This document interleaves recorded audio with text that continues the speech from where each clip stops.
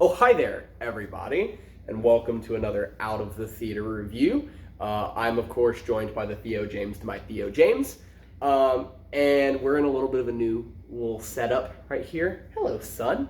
We're working on the studio currently, but we'll have some Out of the Theater reviews coming to you guys, hopefully here shortly, because there's a lot of stuff that's coming out that we want to see. Lots of stuff.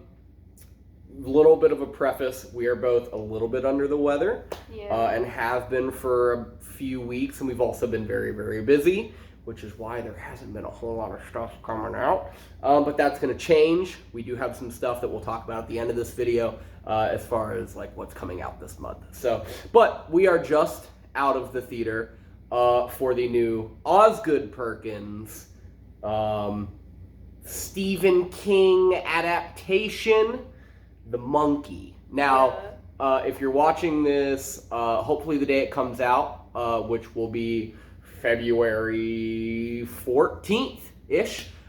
We've got another week before this movie actually comes out. We caught an early access screening of it.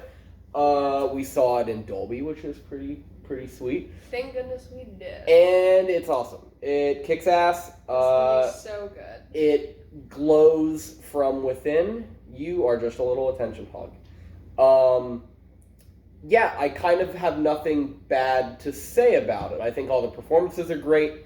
I think the first thing I said to you when we walked out of the theater was, I can't believe the same guy that made Longlegs made this. Yeah. This is a black comedy with a bunch of amazing kills, and it's funny, and it's dark, and it's not scary, really. It's unsettling, and some of the kills got me at certain times where it was just like, oh shit, grandma. Yeah. But I think that it's not like Longlegs scary. No.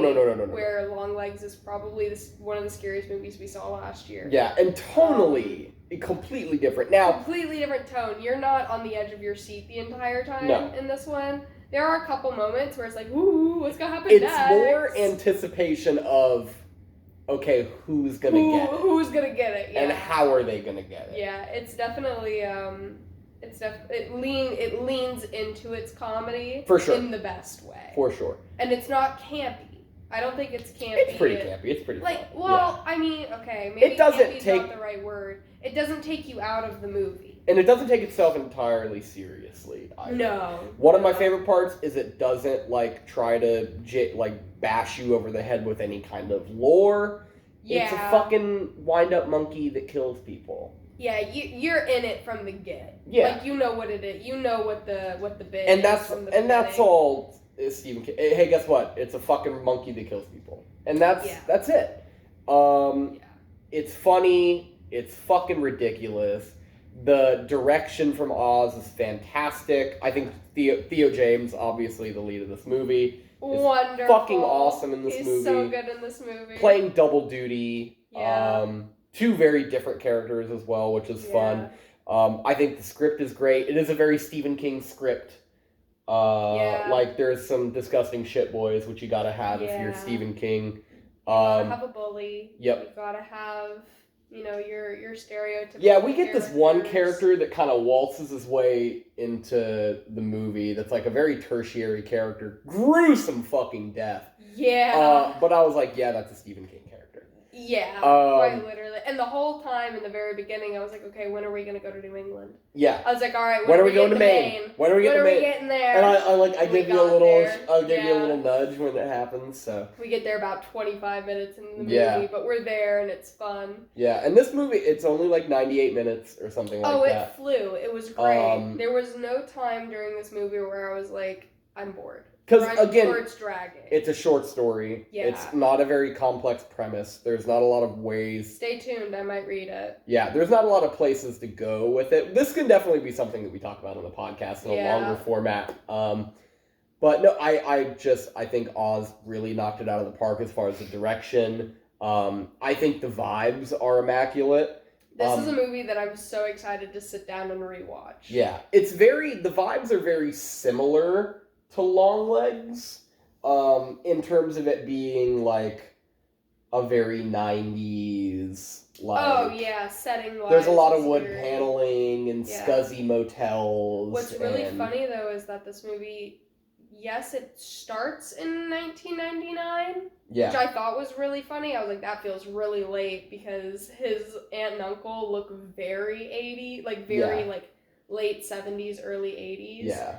And their house is very mod. Yeah. And their house in the beginning of this movie was just fucking killing me. I was like, I need it. I'm eating the scenery right up. If you think about... And it takes place in 2025. The aunt and uncle... Yeah, the swingers? Yeah. The 90s is like people living for nostalgia of the 70s. Of the 70s, yeah. So, like, you can kind of see that there. Yeah. But it's... Just like we're living a Y2K fantasy right now. Yeah, exactly. Yeah. The vibes are immaculate. I think it's beautiful to look at. Yeah. It's fucking gory. It is gory. There is some real deal gore in this movie, which is fun. Yeah. It's not... Okay, so though it is gory, it's not nausea-inducing. No. Because it's comedic. It's comedic, yeah. All of the kills in this movie have some level of humor to them. Yeah. That I think if you removed that, it would be a completely different movie. I mean, multiple people... It'd be a really gross movie if you got rid of the humor. Yeah, there's multiple people in this movie that just real deal explode. Yeah. And it's just, like, body parts everywhere. And it's a real, like, well, that happened type deal. Okay. Yeah. We gotta go. But, like, we're planning on seeing Hard Eyes soon. I've heard that movie is pretty serious as far as the gore. I'm going into Hard Eyes expecting the same level of gore that we got in A Violent Nature. In A Violent Nature, for sure. That's how I see it. Because it's the team that brought you that Thanksgiving movie, which apparently we didn't see that. No. But that movie is apparently super gory as well. And apparently from the trailer, it's horrendously gory. Yeah. So there's a really cool scene in the Hard Eyes trailer.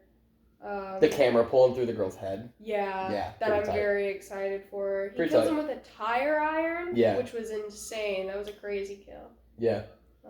Which that's not a spoiler because it's in the fucking trailer. Yeah, I mean, go see it when it comes out. Definitely go see it. This was kind of a last minute, oh shit, there's a screening tonight, do you want to go? Yeah.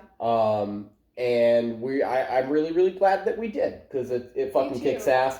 I really want that fucking AMC popcorn bucket, but it's like $50, so I'm not gonna buy it.